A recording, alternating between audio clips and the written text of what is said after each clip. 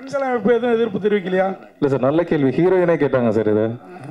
ஒரு சீனில் வந்து ஹீரோயின் சொல்கிற மாதிரி இருக்கும், நீ என்னை டீன்னு சொல்லி கூப்பிட்டா எனக்கு ரொம்ப பிடிக்கும் அப்படின்னு சொல்கிற மாதிரி இருக்கும்.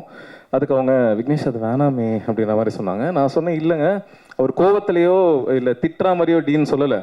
அது டீன்னு சொல்கிறது பிடிக்கிறதும் பிடிக்காததும் அந்த பொண்ணோட பெர்ஸ்பெக்டிவ் தான். இந்த பொண்ணு அவனை லவ் பண்ணுறா, ஒரு காதலில் வந்து டீன்னு சொல்கிறா. அப்படி பார்த்தா யாருமே யாரையும் வாடா போடுன்னு சொல்ல முடியாது, யாரையும் வாடி போடின்னு சொல்ல முடியாது. ஸோ அவங்களோட உரிமை இல்லாமல் டீ போடுறது தான் தப்பு. இந்த படம் இவங்க 2 பேரை பற்றின ஒரு படம் தான்.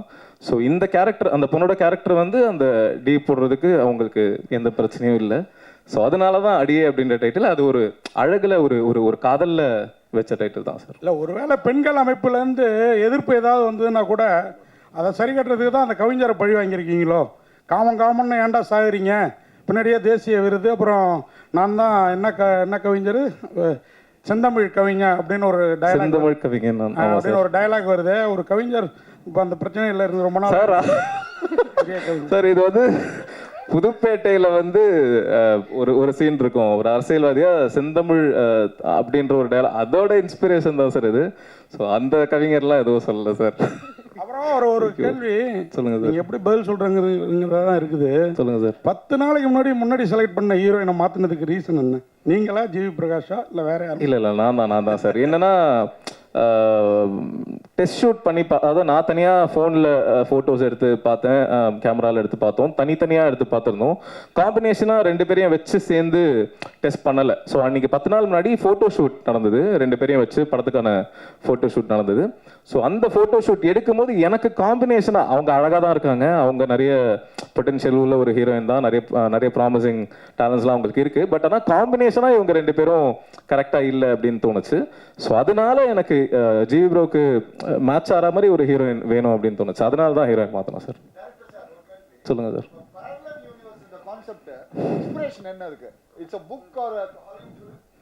இல்லை sir, parallel universe is a genre. எப்படி வந்து த்ரில்லர், டைம் ட்ராவல் அதெல்லாம் இருக்கும், அந்த மாதிரி இது ஒரு ஜானர் தான். நிறைய படங்கள் parallel universe பேஸ் பண்ணி, 2ஆம் உலகே ஒரு parallel universe ஃபிலிம் தான்.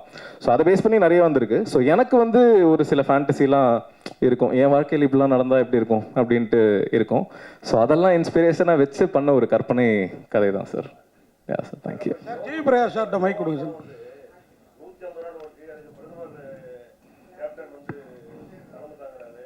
ஆமாம் சார்.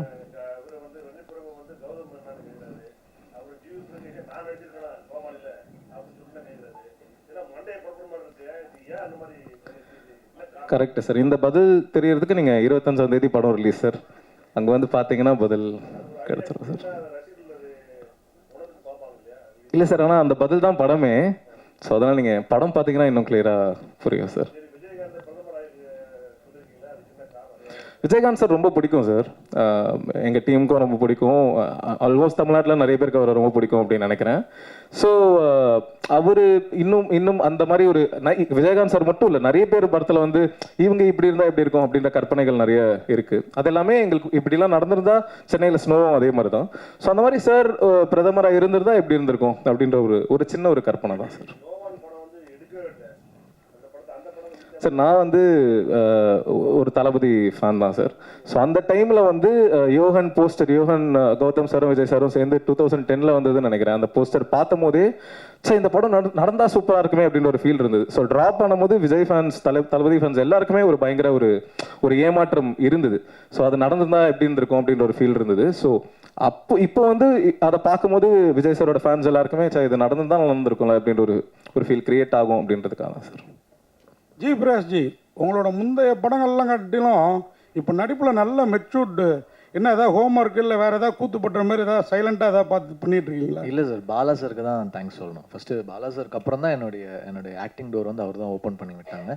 அதுக்கு முன்னாடி காமெடி படங்கள்லாம் பண்ணிட்டு இருந்தேன், வேறு என்டர்டைன்மெண்ட்டாக ஃபிலிம் ஜாலியாக காமெடி படங்கள் ஒண்டி பண்ணலாம் அப்படின்னு இருந்தேன். பாலா சார் தான் திடீர்னு நாச்சியார் கொடுத்தாங்க. அப்போ எனக்கே ஒரு டவுட் இருந்துச்சு, நம்மளால் பண்ண முடியுமா, ரொம்ப சீரியஸாக இருக்குமே, ஒரு அடிப்பாரா என்ன பண்ணுவார் அப்படின்லாம் நினச்சி தான் படத்துக்குள்ளே போனேன். அதுக்கப்புறம் அவரை ஃபாலோ பண்ணதுக்கப்புறம் ஒரு கேரக்டர் மேக் ஓவர் பண்ணி ஒரு கேரக்டர்னா என்ன, ஒரு கேரக்டர்னா எப்படி நடிக்கணும், எப்படி கண்ணை சேர்க்கணும் எல்லாமே சொல்லி கொடுத்தாங்க. அதுக்கப்புறம் திருப்பி சர்வம் தாளமயம் வந்துச்சு. அதுக்கப்புறம் திருப்பி சிவப்பு மஞ்சள் பச்சை, அந்த மாதிரி நல்ல நல்ல டேரக்டர்ஸ் கூட வேலை செய்ய வாய்ப்பு கிடைச்சது.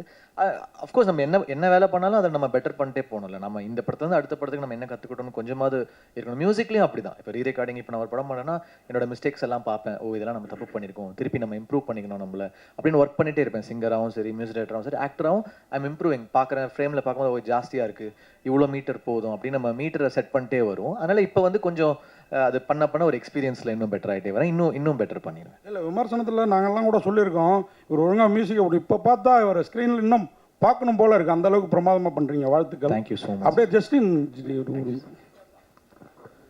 சொல்லுங்கள் சார். இது நீங்கள் உங்கள் படம் மியூசிக்லாம் நல்லாவே இருக்கும். இந்த படத்தில் கொஞ்சம் எக்ஸ்ட்ரா நல்லா இருந்தது.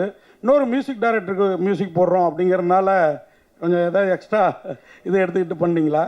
ரொம்ப நல்லா இருக்குது அந்த பாட்டு. இதெல்லாம் என்ன காரணம் அதை சொல்லுங்கள். தேங்க்யூ. இல்லை, எல்லா கிரெடிட்ஸும் டேரக்டருக்கு தான். ஸோ அவரோட அப்ரூவலில் தான் ஸ்டார்ட் ஆச்சு. ஸோ அந்த டியூன் அவர் ரிசீவ் பண்ணுற விதமே எனக்கு இன்னும் ப்ளஸ். அப்புறம் ஜிவி சார் வந்து இதில் வந்து எனக்கு ரொம்ப சப்போர்ட்டிவாக தான் இருந்தார். அவரை என்கரேஜ் பண்ணி எனக்கு ஃபோன் பண்ணி இது நல்லா இருக்குது. ஸோ அது எல்லாமே இதில் எனக்கு ஆட் ஆன் தான். ஸோ அது எல்லாமே இன்னும் எனர்ஜியாக நம்ம போகிற பார்த்து ரைட்டுன்னு நான் சூஸ் பண்ணி போச்சு.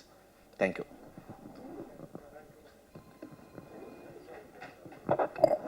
எஸ், நன்றி. படம் வந்து 25th வந்து ரிலீஸ் ஆக போகுது. எல்லாரும் தியேட்டரில் போய் பாருங்க. Photo opportunity. ஃபர்ஸ்ட் ஃபோட்டோகிராஃபர்ஸ் வந்து ஃபோட்டோ எடுத்துக்கலாம் குரூப்போட.